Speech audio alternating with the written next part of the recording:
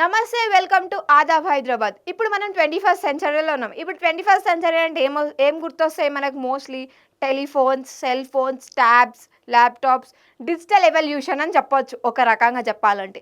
ఆ digital evolution ఇప్పుడు మనం యూజ్ చేసే స్మార్ట్ ఫోన్స్ చిన్న పిల్లల కాంచి వృద్ధుల వరకు ప్రతి ఒక్కరు యూజ్ చేస్తారు.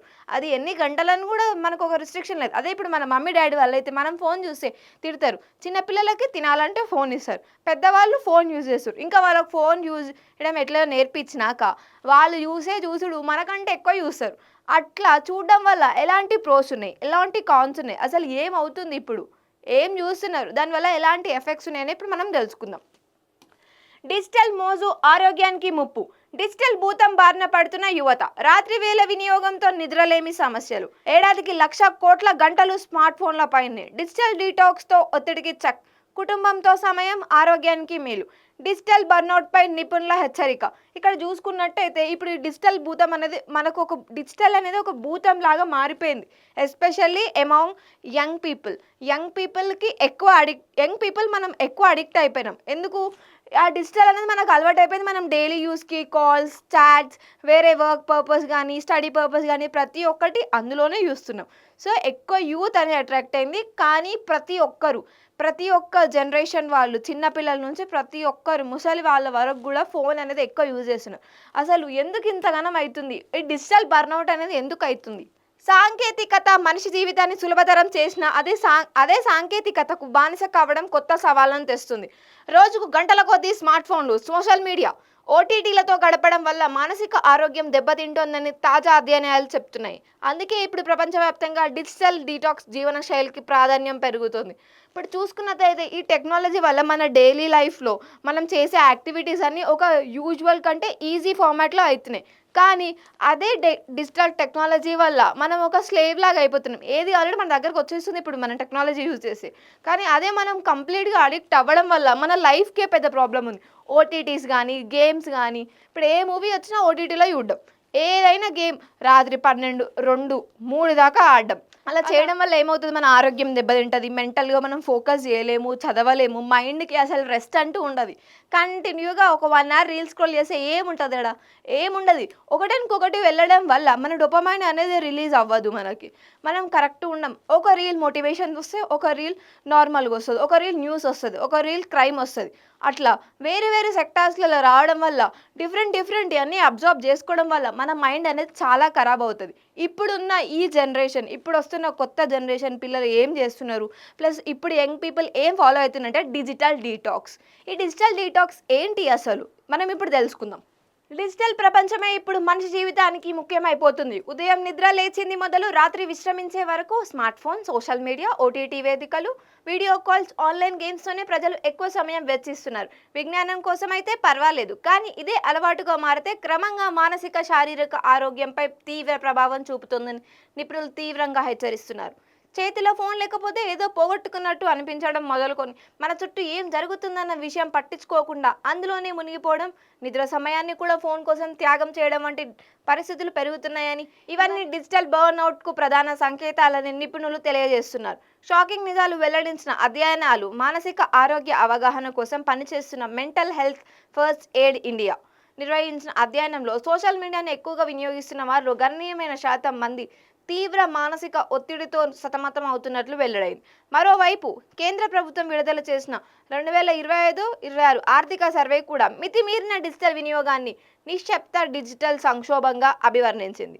ఈ సర్వే ప్రకారం భారతీయులు ఏడాదికి స్మార్ట్ ఫోన్లపై 1,00,000 కోట్ల గంటలకు పైగా సమయం వెచ్చిస్తున్నారు. కాగా సర్వేలో పాల్గొన్న వారిలో అత్యధికులు ఇన్స్టాగ్రామ్ని ఉపయోగిస్తుండగా వారిలో 3/4 మంది రోజుకు 3 గంటలకు పైగా కేవలం వీడియోలను స్క్రోలింగ్ చేయడానికే తమ సమయాన్ని కేటాయిస్తున్నారు. ఇక్కడ చూసుకున్నట్లయితే సర్వే ప్రకారం ఓన్లీ మన ఇండియాలో 1,00,000 కోట్ల గంటలకు పైగా మనం స్మార్ట్ ఫోన్నే చూస్తున్నాం. ఆ స్మార్ట్ ఫోన్లో మళ్ళీ ఏం చేస్తున్నాం? Video scrolling, games, Instagram reels. అట్లా రోజుకి ఒక మనిషి అట్లా 3 గంటలకు పైగా స్క్రోల్ చేయడం వల్ల ఏమవుతుంది? మానసికంగా దెబ్బతింటారు. ప్లస్ వాళ్ళు ఎలాంటి పని చేయరు, ఆ ఫోన్లోనే మునిగిపోతారు. చుట్టూ ఏమవుతుందని అస్సలే పట్టించుకోరు. ఏదేమైనా కానీ ఫోన్లో తెలుస్తుంది కదా అనుకుంటారు. అట్లా చేయడం వల్ల మన మనం డిజిటల్ బర్న్అవుట్ అయిపోతాం.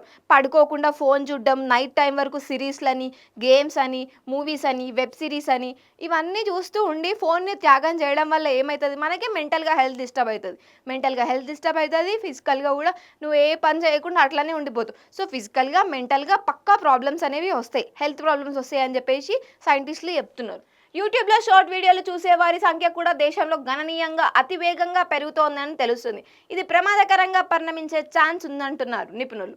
దీనికి విరుగుడుగా డిజిటల్ డీటాక్స్ ఉపయోగపడుతుంది. ఈ డిజిటల్ వ్యసనం నుంచి బయటపడడానికి కొంతకాలం పాటు mobile phone, computer, laptop, tab వంటి పరికరాలకు పూర్తిగా లేదా పరిమితంగా దూరంగా ఉండండి.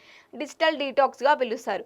దీనికోసం నిపుణులు కొన్ని ముఖ్యమైన సూచనలు ఇస్తున్నారు. రాత్రి నిర్దిష్ట సమయం తర్వాత ఫోన్ ఉపయోగించకపోవడం, ఉదయం నిద్ర లేవగానే నోటిఫికేషన్ చూడకుండా రోజును ప్రారంభించడం, వీకెండ్స్‌లో సోషల్ మీడియాకు పూర్తిగా విరామం ఇవ్వడం, కుటుంబ సభ్యులు, స్నేహితులతో ప్రత్యక్షంగా సమయం గడపడం, పుస్తకాలు చదవడం, ప్రకృతిలో గడపడం లాంటివి చేయాలి. ఇక్కడ చూసుకున్నట్లయితే ఇన్‌స్టాగ్రామ్‌లో మాత్రమే కాదు, ఓన్లీ ఇన్‌స్టాగ్రామ్‌లో కాకుండా ఈవెన్ యూట్యూబ్‌లో షార్ట్ చూడడం కూడా రోజు రోజుకి గణనీయంగా పెరిగిపోతుందట.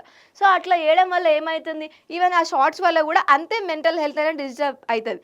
సో, ఇప్పుడు మనకొచ్చిన కొత్త ట్రెండ్ ఏంటి అంటే డిజిటల్ డీటాక్స్. అసలు డిజిటల్ డీటాక్స్ అంటే ఏంటి? నైట్ సపోజ్ ఒక 10-11 ఆర్ అట్లా 11 తర్వాత ఫోన్ చూడకుండా ఉండడం. ఫోన్ చూడకుండా బుక్ చదువుతూనో, లేకపోతే ఏదో ఒకటి చేస్తూనో పడుకోవడం. మళ్ళీ మార్నింగ్ లేవగానే మనం నోటిఫికేషన్స్ తోటే లేస్తాం. లేచి నోటిఫికేషన్ చూసి ఏమేం మెసేజ్‌లు వచ్చినాయి, ఏం కాల్స్ వచ్చినాయి, ఏం పనులున్నాయని చూస్తాం. దానికంటే లేచినాక ఒక 1-1 ½ అవర్ వరకి పక్కకు పెట్టడం బెటర్. సో దట్ నీ మైండ్ అనేది చాలా క్లియర్‌గా ఉంటది. సో, ఇట్లా డిజిటల్ డీటాక్స్ చేయడం మంత్లీ కాకపోతే అట్‌లీస్ట్ వీక్లీ ఒక 4-5 అవర్స్, ఒక వీకెండ్‌లో 4-5 అవర్స్ ఫోన్‌ని పక్కన పెట్టి బయట నేచర్‌లో టైమ్ స్పెండ్ చేయడం, ఫ్యామిలీతో టైమ్ స్పెండ్ చేయడం, లేకపోతే ఏదైనా ఆర్ట్ వర్క్ చేయడం. అట్లా చేయడం వల్ల ఏమైతదంటే నీ బ్రెయిన్ అలా చేయడం వల్ల ఏమైతదంటే నీ బ్రెయిన్ అనేది మళ్ళీ రీఫోకస్ స్టార్ట్ చేస్తది. మళ్ళా నువ్వు ఏదైతే పాత మనిషిలా ఉన్నావో, ఎప్పుడైతే డిజిటల్‌లో అలవాటు పడముందుకు ఎలా ఉన్నావో మళ్ళీ అలా ఉండనీకి ట్రై చేస్తది నీ బ్రెయిన్. సో దట్ నీ ఫోకస్ మళ్ళీ రీస్టాక్ అవుతది. సో దట్ మళ్ళీ నీ బ్రెయిన్ అనేది మళ్ళీ అన్ని పనులు యాక్టివ్‌గా చేసుకుంటూ ఎళ్తది. Phantom vibration syndrome. Digital detox ప్రారంభించిన తొలి రోజుల్లో ఫోన్ దగ్గర లేకపోతే వైబ్రేట్ అయినట్లు అనిపించే వింత అనుభూతి కలుగుతుందని, దీన్ని ఫాంటమ్ వైబ్రేషన్ సిండ్రోమ్ అంటారని నిపుణులు చెప్తున్నారు. అంటే ఇప్పుడు మనం అనుకున్నాం కదా, ఇప్పుడు డిజిటల్ డీటాక్స్‌ని పాటిస్తే నైట్ 10 తర్వాత ఆర్ 11 తర్వాత ఫోన్ చూడడం మానేయాలనుకున్నాం. సో అప్పుడు ఏమైతదంటే ఫోన్ వైబ్రేట్ అవుతుందేమో అన్న ఫీల్ వస్తది. దాన్ని ఏమంటారు అంటే phantom vibration syndrome.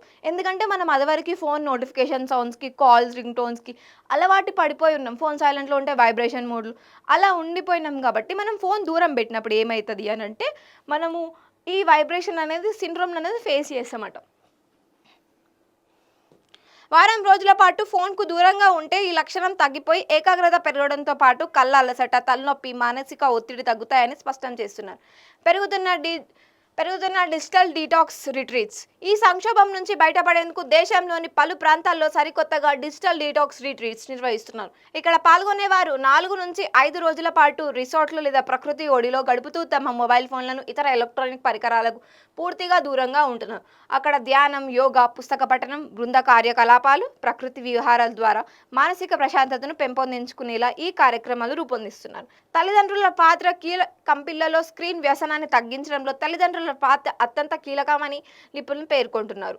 No screen zone. ఇంట్లో డైనింగ్ టేబుల్ లేదా బెడ్రూమ్ వంటి నిర్దిష్ట ప్రాంతాలను నో స్క్రీన్ జోన్గా ఏర్పాటు చేసుకొని అక్కడ ఎలాంటి పరికరాలు వాడకుండా భోజన సమయంలో కుటుంబం అంతా ఫోన్లకు దూరంగా ఉండి మాట్లాడుకోవాలి. ఇక్కడ మనం ఏదైతే సిండ్రోమ్ని ఫేస్ చేస్తున్నామో ఈ డిజిటల్ డీటాక్స్ ట్రెండ్ ఎట్లా అలవాటు చేసుకుంటున్నారు అని అంటే ఏదైనా ఒక 4-5 డేస్ వరకు ఒక గ్రూప్ ఆఫ్ పీపుల్ కలిసి వేరే దగ్గరికి వెళ్ళడం, ప్రకృతిలో ఉండడం, యోగా చేయడం, వేరే యాక్టివిటీస్ లైక్ స్కై డైవింగ్ అట్లా చేయడం, లేకపోతే ట్రెక్కింగ్ అలా చేయడం చేస్తున్నారు. మళ్ళీ సో దట్ వాళ్ళకి ఏమైతుంది, ఏదో ఒక బుక్ చదవడం, గ్రూప్ యాక్టివిటీస్ చేయడం, ఇంకా ప్రకృతి విహారాల ద్వారా మానసిక ప్రశాంతతను తెచ్చుకోవాలి అని అంటే ఫోన్ని పక్కన పడేసి ఇలాంటి ఏమైనా ప్లాన్ చేయడం బెటర్. No screen zone. మనం ఇంట్లో తినేటప్పుడు, పడుకునేటప్పుడు, లేకపోతే హాల్లో కూర్చొని లివింగ్ ఏరియాలో కూర్చొని మాట్లాడుకునేటప్పుడు నో స్క్రీన్ జోన్గా పెట్టుకోవడం వల్ల ఏమవుతుందంటే నువ్వు నీ ఫ్యామిలీతో ఎక్కువ టైం స్పెండ్ చేస్తావు. మోస్ట్లీ నీకు అప్పుడు మానసిక ప్రశాంతత అనేది దొరుకుతుంది. Google family link, Apple screen time వంటి సదుపాయాల ద్వారా పిల్లల ఫోన్ వినియోగాన్ని నియంత్రించవచ్చు. ఇంటి పనులు, చదువు పూర్తి చేసిన తర్వాతే పరిమిత సమయం పాటు ఫోన్ ఉపయోగించే నిబంధనలు పెట్టడం వల్ల పిల్లల్లో క్రమశిక్షణతో పాటు శారీరక, మానసిక ఆరోగ్యం మెరుగుపడుతుందని అంటున్నారు. ఇప్పుడు Google family link, Apple screen టైంలో ఏంటి అంటే మన పిల్లల ఫోన్ని మనం కంట్రోల్ చేయొచ్చట. సో పేరెంట్స్ ఏదైతే మీ పిల్లల్ని ఫోన్ని కంట్రోల్ చేయాలి అని అనుకుంటున్నారో ఇది యూజ్ చేయండి. సో దట్ వాళ్ళు చదువుకున్న తర్వాత మీరు ఎంతసేపు టైమర్ పెడితే వాళ్ళు అంతసేపు మాత్రమే చూడనీకి వస్తుంది. సో దట్ వాళ్ళకు మళ్ళీ వేరే బుక్స్ తీయడం, లేకపోతే వేరే ఏదైనా ఆర్ట్ వర్క్ చేయడం, లేకపోతే ఇంకేమైనా బయటికెళ్ళి ఆడుకోవడం ఫ్రెండ్స్ తోటి అలాంటివి చేస్తారు. సో దట్ వాళ్ళ స్క్రీన్ టైం కొంచెమైనా తగ్గుతుంది. సో మనం కూడా ఇప్పటి నుంచి ఈ డిజిటల్ డీటాక్స్ నైట్ ఒక టైం తర్వాత సర్టెన్ 10:30 to 11 తర్వాత మార్నింగ్ లేచిన ఒక 1 to 1.5 అవర్ దాకా ఫోన్ చూడకుండా ఒకసారి డిజిటల్ డీటాక్స్ ట్రై చేయండి. సో దట్ మనకి మెల్లమెల్లగా ఫోన్ని దూరం పెట్టడం వల్ల మళ్ళీ మనం ఫోకస్ చేయగలుగుతాం. మన మెంటల్ హెల్త్ అనేది కరెక్ట్‌గా ఉంటది.